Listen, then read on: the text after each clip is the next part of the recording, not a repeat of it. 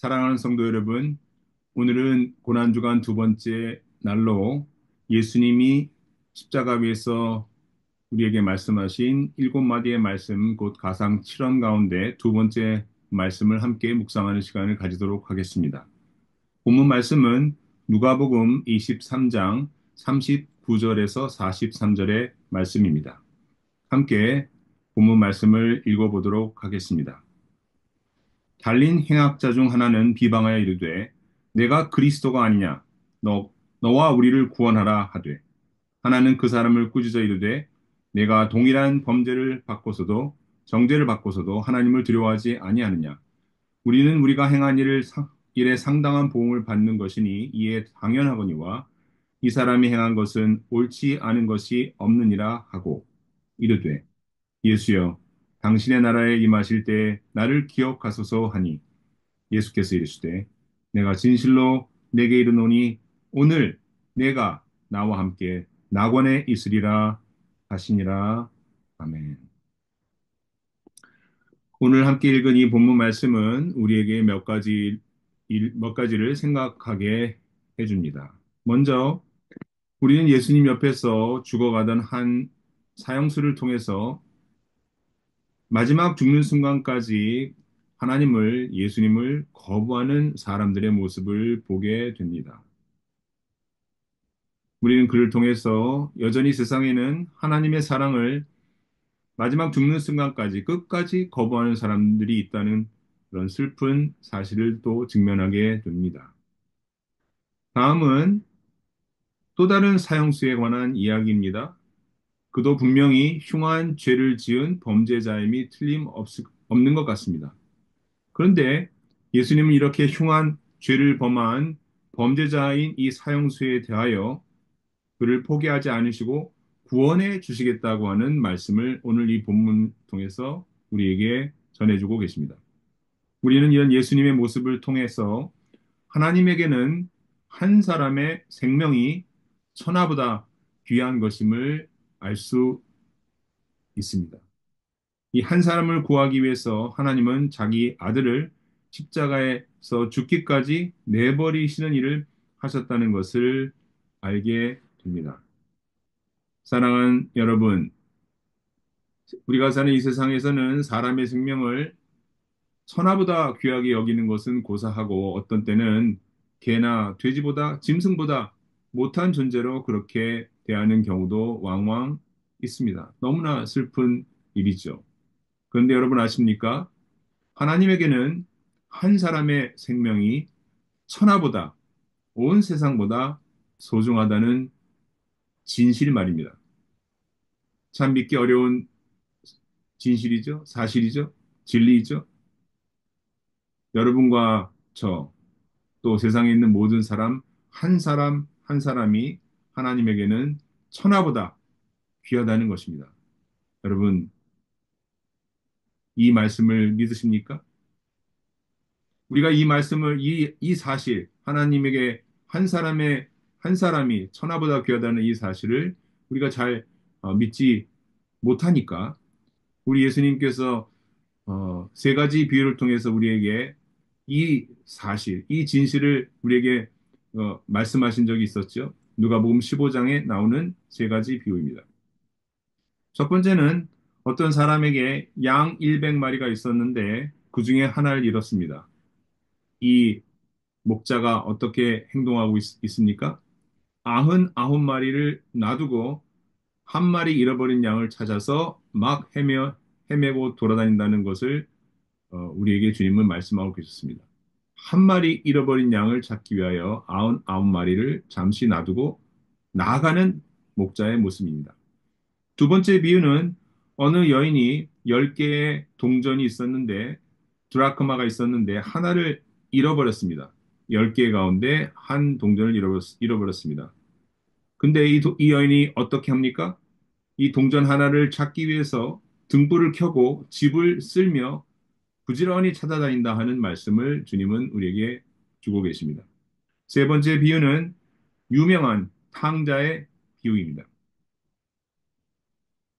이 세 가지 이야기 모두 잃어버린 양을 찾는 주인, 잃어버린 돈을 찾는 여인, 그리고 잃어버린 아들을 찾는 아버지의 이야기를 우리에게 전해주시면서 주님은 한 사람의 영혼이, 한 사람이 천하보다 귀하다는 말씀을 우리에게 하고 계시는 것입니다.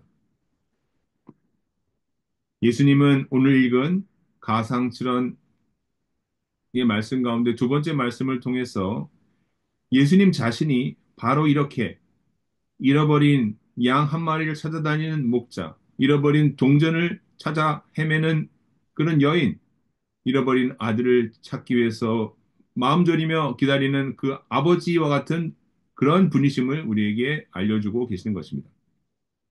예수님은 지금 흉악한 죄를 짓고 십자가 위에서 죽어가는 한 죄수를 옆에 두고 계십니다. 그런데 이 사형수 옆에는 또 다른 사형수도 있었죠? 그런데 그는 예수님을 조롱하였습니다. 이렇게 조롱하였습니다. 너가 메시아라면 너도 구원하고 우리들도 구원해봐라.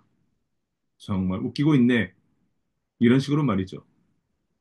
사랑하는 성도 여러분, 어떤 사람들은 죽기 전까지 이 죄수처럼 하나님의 이름을 욕보이는 이들이 있습니다. 참 안타까운 일입니다. 그런데 예수님 옆에는 또 다른 사형수가 있었는데 그는 좀 달랐습니다. 그는 먼저 예수님을 조롱하는 옆 사형수에게 너는 하나님이 두렵지도 않느냐? 우리가 저지른 일 때문에 마땅한 벌을 받고 있지만 이분은 아무것도 잘못한 일이 없어. 이 말을 살펴보면 먼저 그는 하나님을 두려워하고 있다는 것을 알 수 있습니다. 그리고 자신이 마땅한 벌을 받고 있다고 생각합니다. 그리고 자신이 살아온 인생을 반성하고 있습니다. 그런데 아마도 그는 예수님이 메시아라는 이야기를 아마 들었던 것 같습니다. 그리고 예수님을 바라보면서 그의 마음속에 예수님이 메시아라는 믿음이 생겼던 것 같습니다. 그래서 그는 예수님께 이런 부탁을 합니다. 예수님, 주님이 주님의 나라에 들어가실 때 나를 기억해 주십시오. 사랑하는 성도 여러분, 이 사형수가 예수님께 강구한 이 강구가 우리가 이 세상을 떠날 때 주님께 드려야 하는 마지막 기도가 되어야 하지 않을까요? 주님, 주님의 나라에서 저를 기억해 주십시오. 저를 기억해 주십시오. 주님이 이 사형수에게 뭐라고 대답하셨습니까? 내가 진정으로 네게 말한다. 너는 오늘 나와 함께 낙원에 있을 것이다.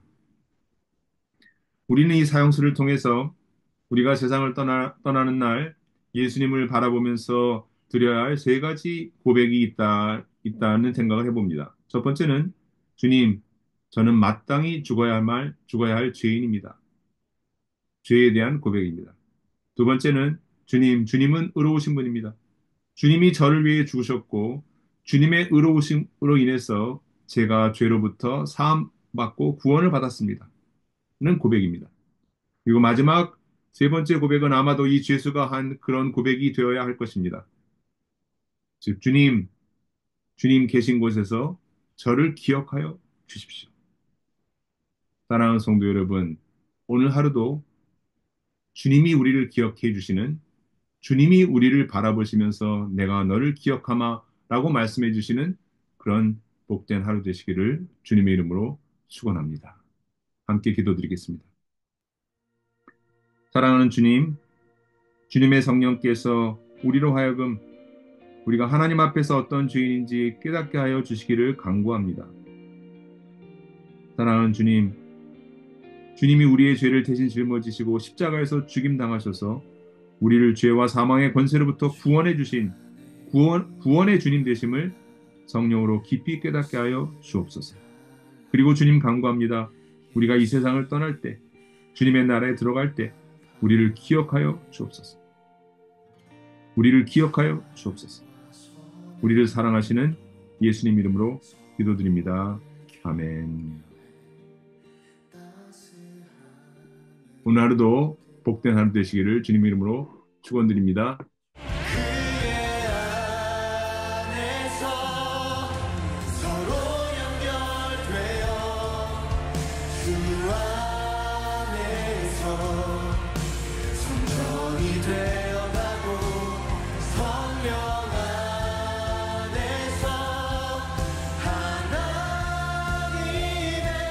하나님의